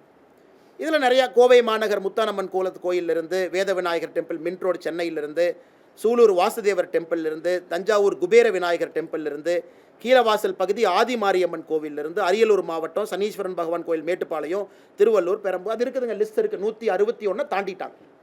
அதில் சில ரெக்கார்டை பார்த்தீங்கன்னா கோர்ட்டு சொன்னாங்க இடித்தோம். கோர்ட் எப்போ சொன்னாங்க? சாயந்தரம் தீர்ப்பு கொடுத்தாங்க. எப்போ இடிச்சிங்க? அடுத்த நாள் காலையில் 2 மணிக்கு. அப்போ கோர்ட்டு வேணுமா? அதாவது சில இந்து கோவிலை இடிக்கும் பொழுது கோர்ட்டு சொன்னாங்க நாங்கள் இடித்தோம். அதுக்கு சில order by Madras high court citing encroachment, Madurai corporation high court direction, night கொடுத்தாங்கன்னா காலையில் 2 மணிக்கு அடித்தாங்க. அன்னைக்கு கோர்ட்டு வேணும். ஏன்னா ஒரு கோவிலில் இடின்னு கோர்ட்டு தீர்ப்பு கொடுத்ததுக்கப்புறம் காலையில் 2 மணிக்கு அடித்தாங்க.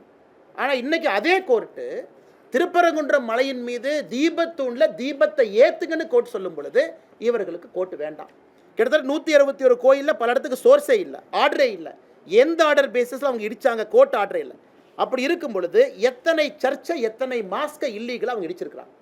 திராவிட முன்னேற்ற கழகம் ஆட்சிக்கு வந்த பிறகு 2021 மே 6ஆம் தேதியிலிருந்து தமிழகத்தில் இல்லீகலாக இருக்கக்கூடிய ஒரு சர்ச், என்க்ரோச்மெண்ட், மக்களுடைய பயன்படுத்தக்கூடிய அதில் புறம்போக்கு நிலம்னு பல கொடுத்துருக்குறாங்க. ஒன்று இடிச்சாங்களா? கிடையாது. எத்தனை மசூதி அடிச்சிருக்கிறாங்க? கிடையாது. தமிழ்நாட்டில் எந்த சர்ச்சும் மசூதியும் ஆக்கிரமிப்பு நிலத்தில் இல்லையா? இருக்கு. ஆனால் என்ன ஒரு நியாயம்? எல்லா இதையும் இடிக்காதீங்க, எல்லாருக்கும் அவங்கவுங்க பகுதியில் வழிபாட்டு உரிமையை கொடுங்க. அதைத்தான் நாம கேட்கிறோம். அல்லது ஒருதலை பட்சமாக 161 கோயிலுக்கு மேலே இடிச்சிட்டு இன்னைக்கு உயர்நீதிமன்றம் ஒரு தீர்ப்பு கொடுத்த பிறகு அதை பின்பற்ற மாட்டோம் என்று சொல்லி மிகப்பெரிய சட்ட பிரச்சனையை உருவாக்கி இன்னைக்கு பார்லிமெண்ட்டில் போய் பேசுகிறாங்க. பார்லிமெண்ட்டில் பேச வேண்டிய நிலைமை என்னங்க?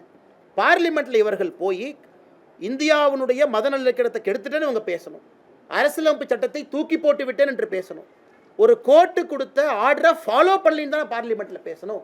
பார்லிமெண்ட்டில் போய் என்ன பேசுகிறாங்க? திராவிட முன்னேற்ற கழகத்தினுடைய எம்பிக்கள், காங்கிரஸினுடைய எம்பிக்கள், விசிகாவுடைய எம்பிக்கள் என்ன பேசுகிறாங்க இன்னைக்கு? அதாவது தமிழகத்தில் இந்து மதவாத சக்திகள் தமிழகத்தில் ஜாதி கலவரத்தை, மத கலவரத்தை உருவாக்குறாங்க. இது எப்படி இந்து மதவாத சக்தி ஆகும்? கோர்ட்டுக்கு போய் கோர்ட்டில் வெயிட் பண்ணி கோர்ட்டு ஒரு தீர்ப்பு கொடுத்த பிறகு முறையாக போய் அன்னைக்கு 144 சிஆர்பிசி போட்டிருக்கின்றோம் என்று தவறாக சொல்லியும் கூட அதையும் பின்பற்றி பெட்டிஷனர் திரும்ப வர்றாங்க. நேற்று எந்த ஆர்டருமே இல்லாத நாளில் இல்லீகலாக இத்தனை பேர்த்தை கைது செய்துவிட்டு இன்னைக்கு சம்பந்தமே இல்லாமல் பாராளுமன்றத்தில் போய் இவர்கள் நாடகம் ஆடி கொண்டிருக்கின்றார்கள். இதை இந்த பத்திரிகையாளர் சந்திப்பு மூலமாக தமிழக மக்களுக்கு எடுத்து சொல்லணும். எந்த அளவுக்கு இவங்க ஃப்ராடு பண்ணியிருக்கிறாங்க, எந்த அளவுக்கு பொய்ய சொல்லியிருக்கிறாங்க, எந்த அளவுக்கு ஒருதலை பட்சமாக நடந்திருக்கின்றார்கள், எந்த அளவுக்கு இதே கோயில் ஆடு வெட்டு கோழி வெட்டுன்னு சொன்னும் பொழுது பேசாமல் இருந்தவங்க இன்னைக்கு தீபத்தூணில் தீபத்தை ஏற்று என்று சொல்லிய பிறகு இந்த ட்ராமா பண்ணுறாங்க.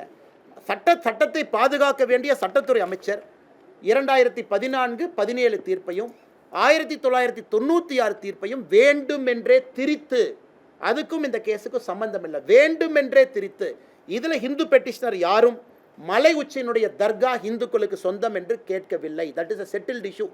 அது 1920 செட்டில் ஆயிடுச்சு. மலையினுடைய உச்சி தர்கா என்பது இஸ்லாமியர்களுக்கு சொந்தம். நெல்லித்தோப்பு இந்துக்களுக்கு சொந்தம் என்று எங்கேயும் கேட்கல, அதையும் செட்டில்டு இஷ்யூ. அது இஸ்லாமியர்களுக்கு சொந்தம். மேலே ஏற படிக்கட்டு இந்துக்களுக்கு சொந்தம் என்று கேட்கவில்லை, அதுவும் சொந்தம்.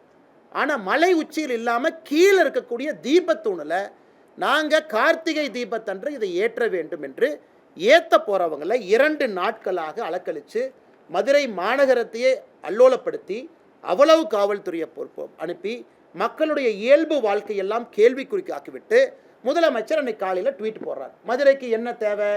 வளர்ச்சி அரசியலா ஆர் டேஷ் அரசியலா? நான் கேட்கின்றேன், இது ஒரு முதலமைச்சர் போடுற ட்வீட்டா? இது யாரோ சின்ன பசங்க போட்டால் ஏற்றுக்கலாம். மதுரைக்கு என்ன அரசியல் தேவை? வளர்ச்சி அரசியலா ஆர் டேஷ் அரசியலா? அந்த டேஷுங்கிறது என்ன? முதலமைச்சர் தன்னுடைய சமூக வலைதள பக்கத்தில் ஒரு டேஷ் என்கின்ற வார்த்தையை கேள்விக்குறியாக்கி விட்டுருக்கார். டேஷ்னா என்ன? முதலமைச்சர் தானே சொல்லணும். Fill in the blanks. நீங்கள் நானும் என்ன? இது முதலமைச்சருடைய ட்வீட். எந்த அளவுக்கு சிறுபிள்ளைத்தனமாக இவ்வளவு பிரச்சனையை செய்துவிட்டு முதலமைச்சர் அவர்கள் இதை போடுறாங்கன்னா உண்மையாலுமே இந்த முதலமைச்சர் அனைவருக்குமான முதலமைச்சரா, இந்துக்களுக்கான முதலமைச்சரா, இஸ்லாமியர்களுக்கான முதலமைச்சரா, கிறிஸ்தவர்களுக்கான முதலமைச்சரா? ஒரு நீதி நிலைப்பாடு ஒரு சட்டமன்றத்தில் ஒரு நீதிமன்றத்தில் சொல்லும் பொழுது முதல் கடமையாக செய்ய வேண்டிய பொறுப்பு சீஃப் மினிஸ்டருக்கு இருக்கு. அதையும் பின்பற்றல. சிஏஎஸ்எஃப் தமிழ்நாட்டில் அனுப்ப வேண்டிய நிலைமைக்கு தள்ளப்பட்டிருக்கிறோம். இது சம்பந்தமாக நேற்று தமிழக பாரதிய ஜனதா கட்சி சார்பாக நம்முடைய மாநில தலைவர் திரு நயினார் நாகேந்திரன் சார்பாக நம்முடைய உள்துறை அமைச்சர் அமித்ஷாஜி அவர்களுக்கு சம்பந்தமாக பிரீஃப் பண்ணியிருக்கிறோம். என்ன நடக்குது, என்ன பிரச்சனை இங்கே இருக்குது, இவங்க எந்த அளவுக்கு தவறான ஒரு விஷயத்தை செஞ்சுருக்கிறாங்க, எந்த அளவுக்கு நீதிமன்ற அவமதிப்பில் இன்வால்வ் ஆகிருக்கிறாங்க. சிஎஸ்எஃப் அன்னைக்கு ஒரு வேளை நான் போகிறேன்னு சொல்லியிருந்தா மாநில அரசனுடைய காவல்துறைக்கும் சிஎஸ்எஃப்க்கும் கைகலப்பு வந்து இந்திய அளவில் மிகப்பெரிய தலைகுடிவாக நம்ம மாநிலத்துக்கு ஏற்பட்டிருக்கும். அவங்க பின்னாடி போயிட்டாங்க. சரி 144 இருக்கா, நாங்கள் மதிக்கிறோம், பின்னாடி போயிட்டாங்க, அதனால் பிரச்சனை இல்லை. ஆனால் இன்னைக்கு நீதியரசர் சொல்லியிருக்காங்க அந்த 144 ஃப்ராடு. இவ்வளவு தவறுகளை செய்யவிட்டு இன்னைக்கு சுப்ரீம் கோர்ட்டில் ஃபைல் பண்ணியிருக்கிறாங்க. பாருங்கள், அபிஷேக் மனு சிங்கிவி அவங்க, விகாஸ் சேகல் அவங்க, இங்கே ஒருத்தருக்கு ஃபீஸ் என்னங்க? 20 லட்சம், 30 லட்சம், 40 லட்சம் சிட்டிங் ஃபீ. இன்றைக்கி மதுரை அமர்வு நீதிமன்றத்திற்கு ஒரு பெரிய சீனியர் சுப்ரீம் கோர்ட் லாயர் வந்திருக்கிறாங்க. அங்கே அபிஷேக் மனு சிங்வி இவ்வளவு கேலி கூத்தாக்கிவிட்டு மறுபடியும் உச்சநீதிமன்றத்துக்கு போவோம், மறுபடியும் முதல்ல இருந்து ஆரம்பிப்போம். அதனால்தான் இதை பாரதிய ஜனதா கட்சி நாங்கள் அனைவரும் வன்மையாக கண்டிக்கின்றோம். எங்களுடைய மாநில தலைவரிலிருந்து ஆரம்பித்து கட்சியினுடைய கடைக்கோடி தொண்டன் வரை திருப்பரங்குன்றத்தில் தீபத்தூணில் ஏற்றக்கூடிய தீபத்திற்காக உயிரை கொடுத்து பாரதிய ஜனதா கட்சியினுடைய மாநில தலைவரிலிருந்து தொண்டர் வரை நாங்கள் நிற்போம். அதில் எந்த மாற்று கருத்தும் இல்லை. இன்னைக்கு மதுரை அமர்வு நீதிமன்றத்தில் திரு GR சுவாமிநாதன் அவர்கள் இந்த கேஸை செவ்வாய்க்கிழமைக்கு தள்ளி வச்சிருக்கிறாங்க. இன்னைக்கு மறுபடியும் கண்டெம்ட்டுக்கு கண்டெம்ட், அதுக்கு ஒரு கண்டெம்ட். இது இந்தியாவில் எங்கேயும் பார்க்க மாட்டோம். கொடுத்த தீர்ப்புக்கு ஒரு கண்டெம்ட், அந்த தீர்ப்பை சரியாக ஃபாலோ பண்ணின்னு ஒரு கண்டெம்ட், அதுக்கு 4ஆம் தேதி ஒரு கண்டெம்ட். ஸோ கண்டெம்ட் இன்னைக்கு வந்திருக்கு. அது 2ஆம் செவ்வாய்க்கிழமை அன்னைக்கு அதை கையில் எடுக்கிறாங்க. அதனால் அதையும் நாங்கள் கவனிக்கின்றோம். உச்சநீதிமன்றத்தில் இன்னைக்கு அட்மிட் பண்ணியிருக்கிறாங்க. அதே நேரத்தில் தலைமை நீதிபதி CJI அவங்க என்ன சொல்லியிருக்கிறாங்க, இது அவசரமாக எடுக்க வேண்டிய வழக்கு கிடையாது, அவசரமான இன்னைக்கு நம்பர் போட்டு எடுக்க மாட்டேன், நீங்கள் ரெஜிஸ்ட்ரியில் கொடுங்க, வழக்கமாக வர்றப்போ வரட்டும் என்று சொல்லியிருக்கின்றார்கள். அதனால் அதையும் பொறுத்திருந்து பார்ப்போம்.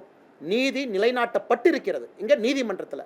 ஆனால் தரையில் மக்களாட்சி என்று சொல்லக்கூடிய ஜனநாயகத்தில் முதலமைச்சர் அதை கேள்விக்குறியாக்கி இவ்வளவு பேர்த்துக்கு பிரச்சனை உருவாக்கி லாட்டி சார்ஜ் மண்டை உடைந்து மாநிலத்தினுடைய இளைஞரணி தலைவர் தம்பி SG சூர்யாவிலிருந்து நிறைய மதுரை மாநகர் மாவட்டத்தினுடைய தலைவர் எல்லாருக்குமே பல இடத்துல காயம் பட்டிருக்கின்றார்கள். எதற்கு இதில் போல அநியாயம் பண்ணுறாங்க கேட்டால் எங்களுக்கு மதவாத சக்தி என்கின்ற பெயர்.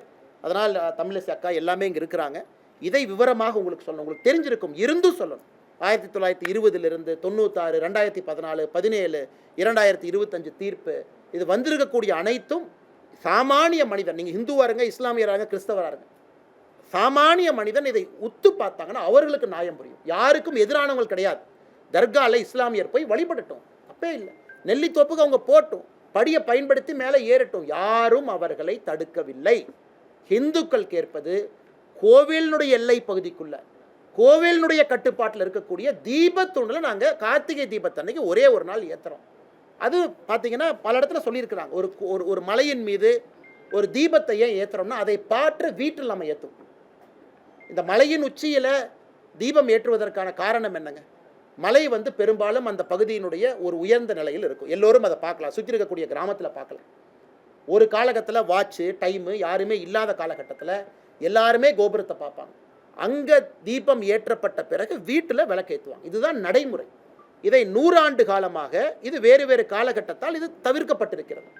இன்றைக்கி மறுபடியும் ஒரு வாய்ப்பு, நியாயமான முறையில் நீதிமன்றம் கொடுத்துருக்கக்கூடிய வாய்ப்பை திராவிட முன்னேற்ற கழகத்தினுடைய அரசு தட்டி பறிக்கிறாங்க. வன்மையாக கண்டிக்கின்றோம். ஆனால் நிச்சயமாக மத்திய அரசும் இதை கவனித்துக் கொண்டிருக்கின்றார்கள், உள்துறை அமைச்சரும் இதை கவனித்துக் கொண்டிருக்கின்றார்கள், நீதி அரசர்களும் கவனித்துக் கொண்டிருக்கின்றார்கள். அதனால் திராவிட முன்னேற்ற கழகத்தினுடைய கபட நாடகம் எத்தனை நாளைக்கு போகும் என்பதை பொறுத்திருந்து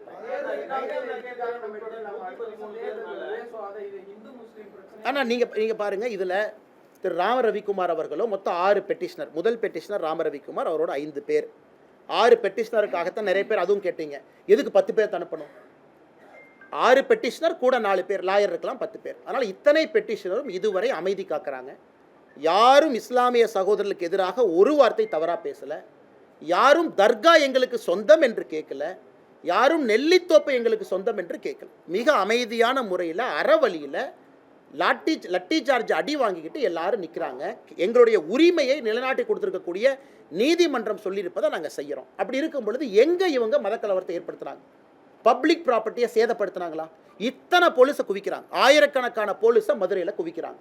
எங்கேயாச்சும் ஒருத்தர் இந்த பெட்டிஷனர் கூட வந்தவங்க பாரதிய ஜனதா கட்சியினுடைய தொண்டர்கள், இந்து முன்னணியினுடைய தொண்டர்கள், எங்கேயாச்சும் ஒரு பப்ளிக் ப்ராப்பர்ட்டி, ஒரு கார் கண்ணாடி உடைச்சோம், ஒரு பப்ளிக் டிரான்ஸ்போர்ட்டை உடைச்சோம்? இன்னைக்கு கலவரத்தை செய்வது யார்? மதுரை மாநகரத்தினுடைய காவல்துறை.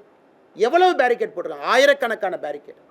கலவரத்தை ஏற்படுத்துறது அவங்க. எங்கேயும் ஒன்றும் உடையல, இவங்க போய் யாரையும் தாக்கல, எந்த பொது சொத்துக்கும் சேதத்தை ஏற்படுத்தலை. அப்படி இருக்கும் பொழுது எப்படி மத கலவரம் ஆன்டிசிபேட் பண்ணுறாங்க?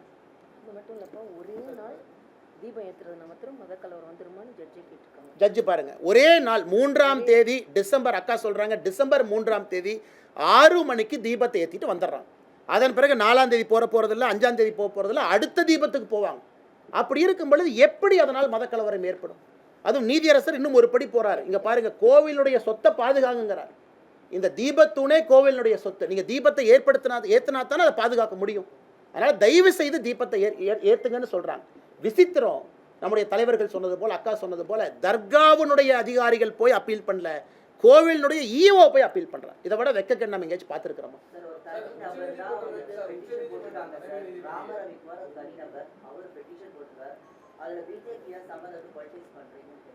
சார், இது ராம ரவிக்குமார் ஒரு பெட்டிஷன் போட்டிருக்கிறாங்க. மொத்தம் 5 பெட்டிஷனர் இருக்காங்க சார். மொத்தம் 6 பேரோடைய பெட்டிஷனை தான் அந்த நீதியரசர் அவருடைய ரிட் பெட்டிஷனில் 6 பேர்த்த மொத்தமாக எடுத்துக்கிட்டாங்க. 5 பேர் வந்து ஏற்றணும், ஒருத்தர் ஏற்ற வேண்டாம், மொத்தம் 6 பேர்.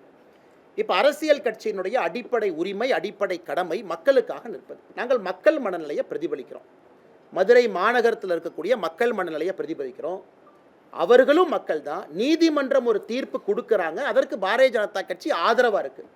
இது அப்போ அரசியல் கட்சி எதுக்கு நடத்தணுங்க? அன்றைக்கி ரகுபதி அவங்க கேட்குறாங்க, பாரதிய ஜனதா கட்சிக்கு இதுக்கும் சம்பந்தம்னா அரசியல் கட்சி எதுக்கு நடத்தணும்? மக்களுடைய மனநிலையை பிரதிபலிப்பதற்கு அரசியல் கட்சி இருக்குது, மக்களுக்காக அரசியல் கட்சி இருக்குது. நீதிமன்றம் சொல்லிய பிறகு அரசு தவறு செய்யும் பொழுது தட்டி கேட்பதற்காக அரசியல் கட்சி இருக்குது.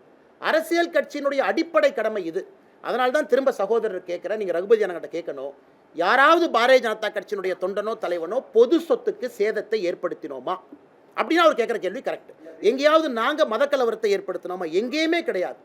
மக்களுடைய மனநிலையை பிரதிபலித்து, இந்துக்களுடைய உணர்வை பிரதிபலித்து பாரதிய ஜனதா கட்சி களத்தில் பெட்டிஷனருக்காக மக்களுக்காக போராடி கொண்டிருக்கின்றோம். அதே நேரத்தில் இந்த தீர்ப்பில் தெரியாது சொல்கிறாங்க, person of interest.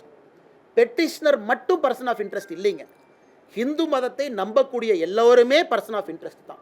Rama Ravikumar மட்டுமா? இல்லை. ராம ரவிக்குமார் சொல்கிறத நான் நம்புகிறேன் அப்படின்னா நானும் பர்சன் ஆஃப் இன்ட்ரெஸ்ட்.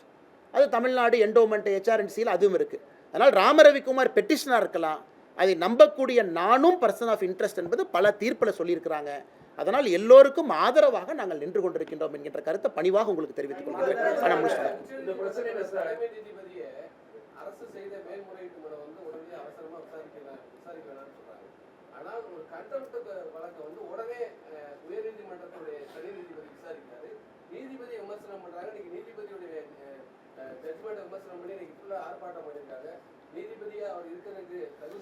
இன்னைக்கு நீதியரசர் அவர்கள் இன்று காலையில்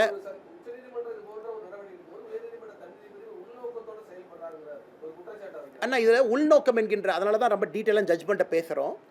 அவர் 1996 ஜட்ஜ்மெண்ட்டை மீறி இருந்தால் பரவாயில்ல, 2014 மீறி இருந்தால் பரவாயில்ல, 17 மீறி இருந்தால் பரவாயில்ல. அதைத்தான் ரகுபதி அவர்கள் சொல்கிறாங்க. ஜட்ஜ்மெண்ட்டே வேறு என்பது உங்கள் முன்னால் நாங்கள் வைக்கின்றோம். இந்த ஜட்ஜ்மெண்ட்டே வேறு. இரண்டாவதுங்கண்ணா, நீதியரசர் அவர்கள் கண்டெம்ட் எப்போ எடுத்தார்னா 5 மணிக்கு கண்டெம்ட் எடுக்கிறாரு 3ஆம் தேதி. அட்வொகேட் ஜெனரல் சொல்கிறாங்க, இல்லைங்க ஐயா 6 மணிக்கு தான் தீபம் ஏற்றும். அதுக்காக கண்டெம்ட்டை 1 மணி நேரம் தள்ளி வைக்கிறார். 6:05க்கு தீபம் ஏற்படுத்த சகோதரருக்கு தெரியும்.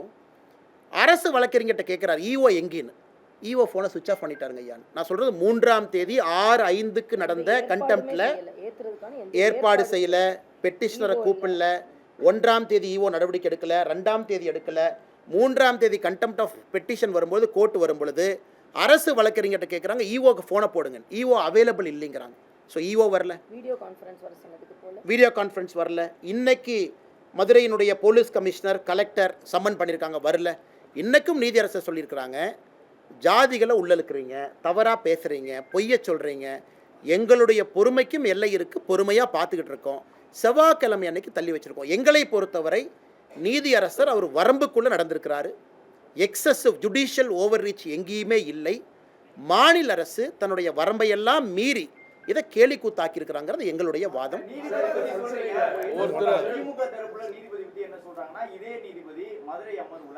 அந்த நீர்வழித்தடங்களை கண்காணிப்பதற்கான அமர்வுல நீதிபதியா இருக்காரு. என்னைக்காச்சும் ஒரு நாள் நீர்வழித்தடம் ஆக்கிரமிக்கப்பட்ட பொழுது இந்த CISF வீரர்களை அனுப்பி அவர் அந்த ஆக்கிரமிப்பை அகற்றியது உண்டா? அண்ணா இன்னைக்கு வந்து ஒத்துக்கிறாங்கன்னா ஒரு வாதம் அது. இன்னைக்கு ஒரு எக்ஸ்ட்ரானரி கேஸ். அதாவது 1ஆம் தேதி அவங்க CISF அனுப்பலை, 1ஆம் தேதி போலீஸ் கமிஷனருக்கு டைரக்ஷன் கொடுக்குறாரு, டிசம்பர் 1ஆம் தேதி கலெக்டருக்கு டைரக்ஷன் கொடுக்குறாரு, 2ஆம் தேதி அவர் கையில் எடுக்கலை, 2ஆம் தேதியும் லோக்கல் போலீஸ் தான் இருக்கிறாங்க, 3ஆம் தேதி தீபம் ஏற்றப்படவில்லை என்று தெரிந்த பிறகு 6:05க்கு தான் அவர் சொல்கிறாரு, 6:05க்கு தான் சொல்கிறாரு, இந்த மாதிரி வந்து CISF கொடுக்குறோம். இது வந்து அப்பி இல்லை. அந்த டிவிஷன் பெஞ்சில் ஜெயச்சந்திரன் ராமகிருஷ்ணன் அவங்ககிட்ட அந்த கேள்வியை கேட்கும் பொழுது நீதியரசர்கள் சொல்கிறாங்க, the service of CISF was provided only because the state police refused to give protection and comply with the court direction. In case the state missionary disobey the court order and refuse to give protection, the court cannot stand helpless.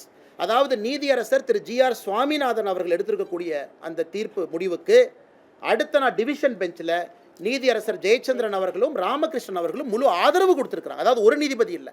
இன்றைக்கி திமுகவினுடைய சட்ட அமைச்சர் மாண்புமிகு திரு ரகுபதி அவர்கள் GR Swaminathan அவர்கள் மீது கை காமிச்சாங்கன்னா அடுத்த நாள் 2 நீதிபதியும் ஊர்ஜிதம் பண்ணியிருக்கிறாங்க. அதனால் எங்களை பொறுத்தவரை திமுகவினுடைய அமைச்சர் அரசு எல்லோருமே நீதி அரசர்களுக்கு எதிராக இங்கே பணிபுரிகின்றார்கள் என்பது ஊர்ஜிதமாகும்.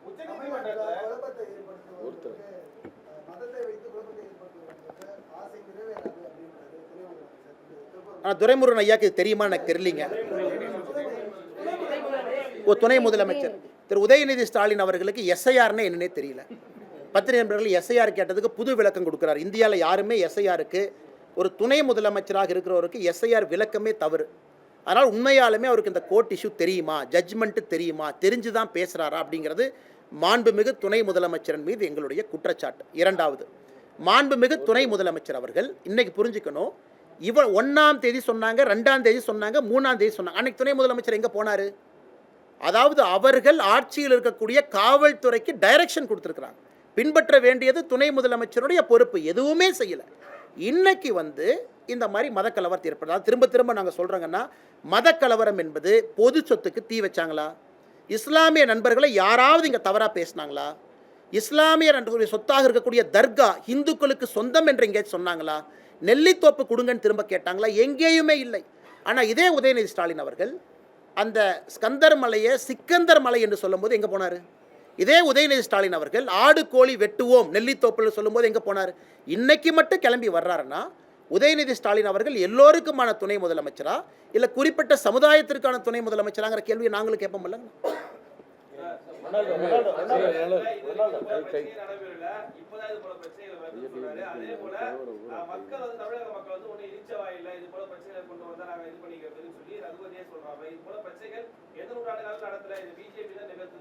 ஆனால் எங்களை பொறுத்தவரை இங்கே குமரகுரு அண்ணன் வரும்பொழுது எங்களுடைய வழக்கறிஞர் பிரிவினுடைய தலைவர் அவங்க இருந்தாங்க. அவங்க வழக்கறிஞர்கள்ட்ட பேசும்பொழுது மேலே வரும்பொழுது சொன்னாங்க, மாநில தலைவரோட அனுமதியை பெற்று பாரதிய ஜனதா கட்சி திரு சட்ட அமைச்சர் ரகுபதி அவர்கள் மீது கண்டெம்ட் ஆஃப் கோர்ட்டுக்கு போகிறோம் அப்படின்னு. காரணம், நீதி அரசரை பற்றி தவறாக பேசியிருப்பது, ஜட்ஜ்மெண்ட்டை குழப்பி பேசியிருப்பது, நீதி அரசர்களுடைய மாண்பை ஒரு சட்டத்துறை அமைச்சரே அதை தவறாக வழிநடத்தியிருக்கிறாங்க. இல்லை, அதை வந்துடுறேன். ஸோ ரகுபதி அவங்க ப்ரெஸ் மீட்டை பொறுத்த வரைக்கும் நேற்றைய ப்ரெஸ் மீட்டே அது கண்டெம்ட் ப்ரெஸ் மீட். அது ஏன்னா தவறான தகவலை சட்ட அமைச்சராக உங்கள் முன்னாடி சொல்லியிருக்கிறாங்க. அதை பாரதிய ஜனதா கட்சியினுடைய தலைவர் அண்ணன் குமரகுரு அவங்க இருக்கிறாங்க, எங்களுடைய வழக்கறிஞர் பிரிவினுடைய தலைவர். ஸோ ஏன்னா ரகுபதி அவர்களுக்கு தெரியணும், பொறுப்பான பொறுப்பில் இருந்து கொண்டு பொய்யை சொல்லக்கூடாது. மிச்ச துரைமுருகன் அவர்களாக இருக்கட்டும், உதயநிதி ஸ்டாலின் அவர்களாக இருக்கட்டும், அவர்கள் சொல்வது ஒரு பக்கம். நீங்கள் கேட்டுக்கண்ணா, நாங்கள் சொல்கிறதையும் நீங்கள் கேட்குறீங்க. நாங்கள் ஆதாரத்தின் அடிப்படையில் எல்லாத்தையும் உங்கள் முன்னாடி வைக்கிறோம். இதில் எங்கே தவறுன்னு நீங்கள் சுட்டி காட்டுங்கண்ணா.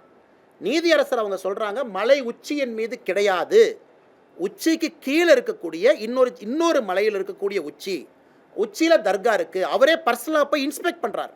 திரு ஜிஆர் சாமிநாதன் அவர்கள் இந்த ரிட் பெட்டிஷன் அட்மிட் ஆன உடனே அவர் நடந்து போகிறாரு, எல்லாத்தையும் கூட வர சொல்கிறாரு. நீதியரசர் போய் எல்லாத்தையும் இன்ஸ்பெக்ட் பண்ணிட்டு தீர்ப்பு கொடுக்குறாரு. அப்படின்னா ஒரு ஸ்பாட்டுக்கு போகாமல் தீர்ப்பு கொடுக்கல, ஸ்பாட்டுக்கு போயிட்டு தான் தீர்ப்பு கொடுக்குறாரு. அப்படி இருக்கும் பொழுது திரும்ப திரும்ப திரும்ப நீதிமன்றத்தை குறை சொல்வது, நீதியரசரை குறை சொல்வது, திரும்ப திரும்ப இதே வேலையை செய்கிறாங்கன்னா எப்படி? இப்போ தான் பார்த்தோம், இந்தியாவில் முதல் முறையாக மாநில அரசு மெட்ராஸ் ஹைகோர்ட் கொலிஜியம் ரெக்கமெண்ட் பண்ண உடனே திருப்பி அனுப்பியிருக்கிறாங்க. அதையும் பார்த்து இந்தியாவில் எங்கேயுமே நடக்காத விஷயம். இன்றைக்கி தமிழ்நாட்டில் மாநில அரசு Madras high court collegium, Madras high court நீதியரசர்களாக யார் வர வேண்டும் என்கின்ற ரெக்கமெண்டேஷனை மாநில அரசு இந்திய அரசியல் வரலாற்றில் முதல்ல திருப்பி அனுப்பியிருக்காங்க. அப்போ என்ன, உங்களுக்கு பிடிச்ச ஜட்ஜு தான் வரணும், பிடிக்காத ஜட்ஜு வந்தால் கேள்வி கேட்பீங்க.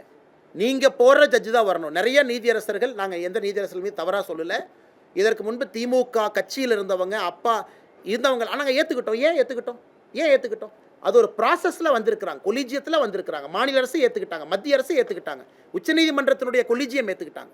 நாங்கள் எங்கேயுமே கேள்வி கேட்கலையே. ஆனால் முதல் முறையாக கேள்வி கேட்டு தெரியப்படுத்துகிறாங்கன்னா நீதிமன்றத்தின் மீது அவர்களுக்கு நம்பிக்கை இருக்குதா என்பதை திராவிட முன்னேற்ற கழகத்தினுடைய அரசு தெளிவுபடுத்தும்.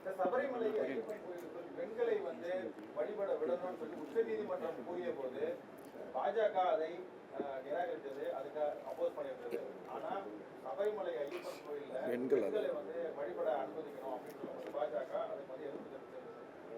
தீர்ப்புக்கு எதிராக சொல்லியிருந்தது. ஆனா இதே திருப்பரங்குன்றம் தீர்ப்புல வந்து நீதிபதி தீர்ப்பை வந்து ஏற்றுக்கணும். நல்ல வேளை இந்த கேள்வி கேட்டீங்கண்ணா, நிறைய பேர் இது கேட்குறாங்க. நல்ல கேள்வி, அருமையான கேள்வி, பதில் சொல்கிறேன். ஆனால் பதில் சொல்கிறேன், விமர்சனம் எல்லாம் நல்ல கேள்வி. 100 ஆண்டுகளுக்கு முன்பு திருப்பரங்குன்றத்தில் தீபத்தூணில் தான் தீபம் ஏற்றுனாங்க. 100 ஆண்டுகளுக்கு முன்பு 100 ஆண்டுகளாகத்தான் இது. இல்லை, தீபத்தூண் ஏன் கட்டி வைக்கணுங்கண்ணா? ஒரு கோவில் 1200 ஆண்டுகளுக்கு பழமையான ஒரு கோவில். அந்த கோவிலில் தீபத்தூண் எது கட்டி வைக்கணும்? தீபம் ஏற்றுறக்கு. ஸோ 100 ஆண்டுகளுக்கு முன்பு தீபம் ஏற்றிருக்கிறாங்க. 100 ஆண்டுகளாக ஏற்றப்படவில்லை. ஆனால் சபரிமலையில் 100 ஆண்டுகளுக்கு முன்பு பெண்கள் உள்ளே போனாங்களா? போகல. புதிதாக ஒரு விஷயத்தை சொல்லும்போது எதிர்க்கிறோம். ஆகம சாஸ்திரத்துக்கு எதிராக சொல்லும் பொழுது எதிர்க்கிறோம். 100 ஆண்டுகளுக்கு முன்பு தீபத்தூண் இருந்துச்சு. ஆனால் 100 ஆண்டுகளுக்கு முன்பு சபரிமலையில் பெண்கள் உள்ளே போனாங்களா? இல்லை.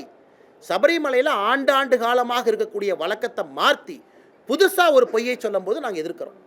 அதே மாதிரி திருப்பரங்குன்றத்தில் ஆண்டாண்டு காலமாக இருந்த வழக்கத்தை 100 ஆண்டுகளாக செயல்படுத்தலை.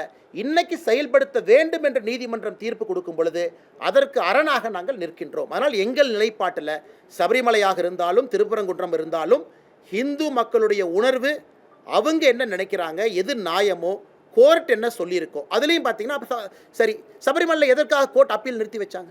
இந்த போராட்டத்தை பார்த்தாங்க, தவறுன்னு புரிஞ்சுக்கிட்டாங்க, அப்பீல் வந்து போச்சு, கேரள அரசே தன் ஸ்டாண்டை மாற்றுச்சு.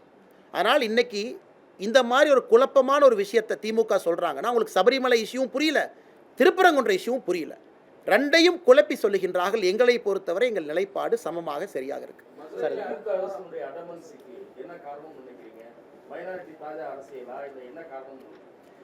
ஒரு மூத்த ஆசிரியர், நீங்கள் பத்திரிகையாளர், உங்களுக்கு தெரியும். எங்களை பொறுத்தவரை மிக தெளிவாக மைனாரிட்டி அப்பீஸ்மெண்ட் பாலிட்டிக்ஸ் தமிழ்நாட்டில் திராவிட முன்னேற்ற கழக அரசு வெட்கத்தை எல்லாம் விட்டு அடுத்த கடத்துக்கு போயிட்டாங்க.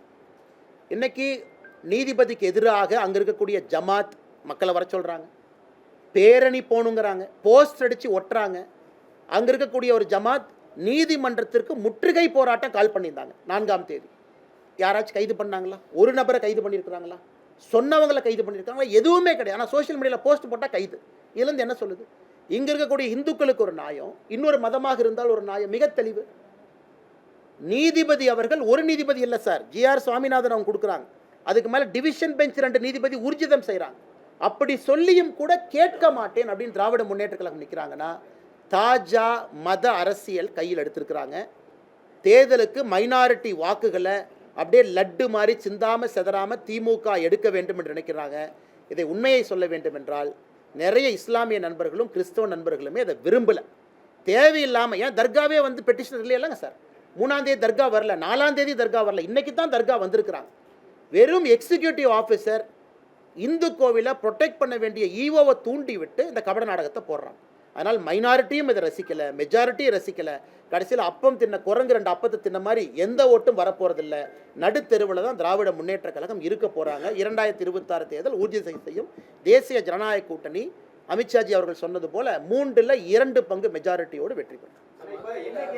தீபத்தூண்ல வந்து நீங்க இப்ப நிறைய வழக்குகள்லாம் சுட்டி காட்டி 1990களோட தொடக்கத்துல தீபத்தூணில் அந்த தீபம் ஏற்றக்கூடிய வழக்கம் எப்ப நிறுத்தப்பட்டுச்சு? தர்காங்கிற கட்டமைப்பு உருவாக்கப்பட்ட பிறகா, இல்ல பிரிட்டிஷ் ஆட்சியில் இருந்தப்ப அந்த மேலெல்லாம் விளக்கு ஏற்றக்கூடாது, குண்டு வீசிவாங்க வெளிநாட்டு மாநிலங்கள் இருக்குல்ல 2ஆம் உலக போர் காலகட்டத்தில் அப்படின்னு சொன்னதுனால நிறுத்துறாங்களா? எந்த காலகட்டத்தில்? ஆனால் இந்த நீதியரசருடைய தீர்ப்போ இதற்கு முன்பு இருந்த தீர்ப்புகளோ சரியா எந்த ஆண்டில் நிறுத்தினாங்க அப்படின்னு எந்த தீர்ப்பில் இல்லைங்க. 1920 தீர்ப்புலேருந்து கூட இல்லை. 1920லும் தீபத்தூண் இருந்துச்சு. 1920 தீர்ப்பில் யாருக்கு எது சொந்தம் அப்படிங்கிறத அந்த தீர்ப்புங்க தான்.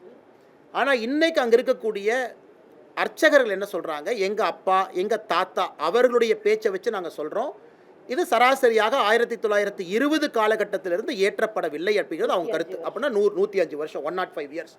அவங்க இன்றைக்கி பேச்சு வழக்காத்தான் சொல்கிறாங்க. எங்கேயுமே ரெக்கார்டட் டாக்குமெண்டட் இந்த ஆண்டு நிறுத்தினோம், இந்த ஆண்டு உச்சிப்பிள்ளையார் கோயிலுக்கு நாங்கள் கொண்டு வந்து எங்கேயுமே கிடையாது.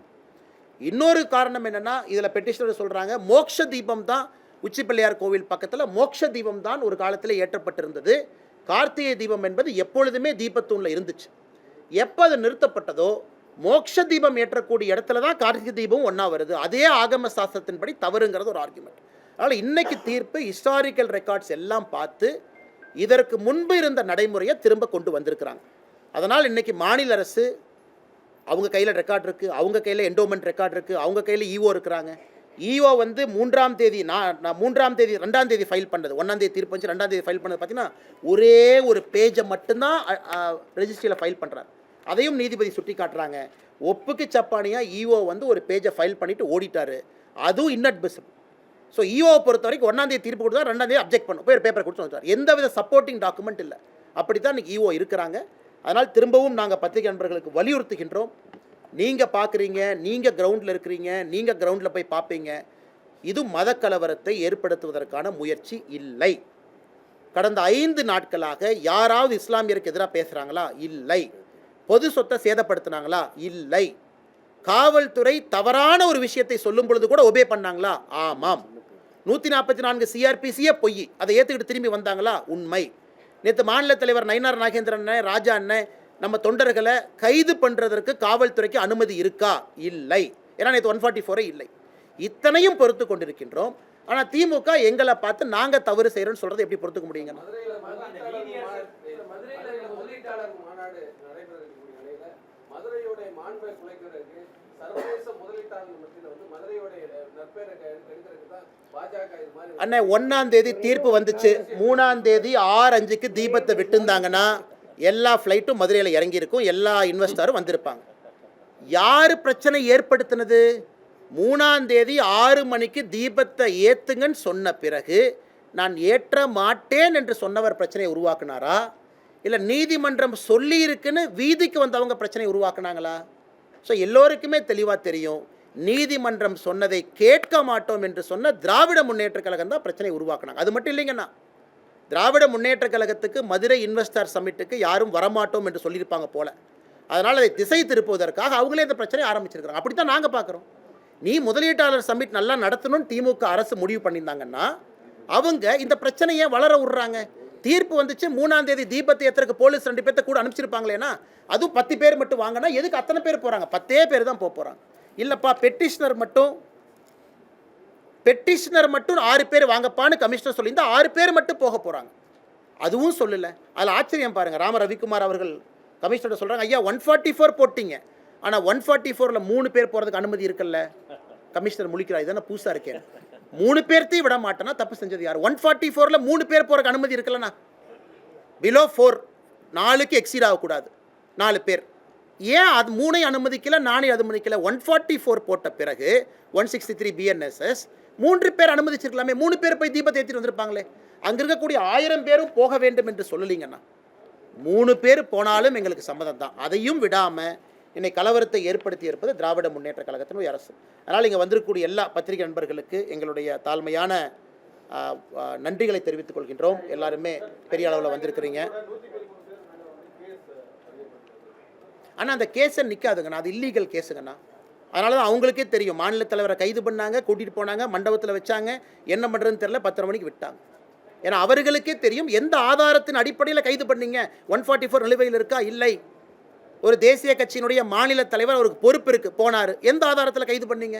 என்ன அவர் வயலேட் பண்ணார்? என்ன செக்ஷனை வயலேட் பண்ணார்? எதுவுமே வயலேட் பண்ணல. பப்ளிக் ஆர்டருங்கிறது யார்? நீங்களே உருவாக்குறீங்க. பப்ளிக் ஆர்டரை தான் நாங்கள் ஃபாலோ பண்ணுறோம், நீதிமன்றத்தினுடைய தீர்ப்பு. அதனால் இது எல்லாமே உச்சநீதிமன்றத்தில் செவ்வாய்க்கிழமை மதுரை உயர்நீதிமன்ற கிளையில் அவருடைய முகத்திரை மறுபடியும் கிளையும். இப்போவும் நம்முடைய கட்சி தலைவர்கள் எல்லோரும் பொறுமையாக தான் இருக்கிறோம். செவ்வாய்க்கிழமை என்ன சொல்கிறாங்க, உச்சநீதிமன்றத்தில் என்ன சொல்கிறாங்க. அதனால் இதை புரிந்து கொள்ள வேண்டும். மத கலவரத்தை நாங்கள் உருவாக்கலை, திராவிட முன்னேற்ற கழகம் உருவாக்க முயற்சி பண்ணுறாங்க. நன்றிங்க. தேங்க்யூ.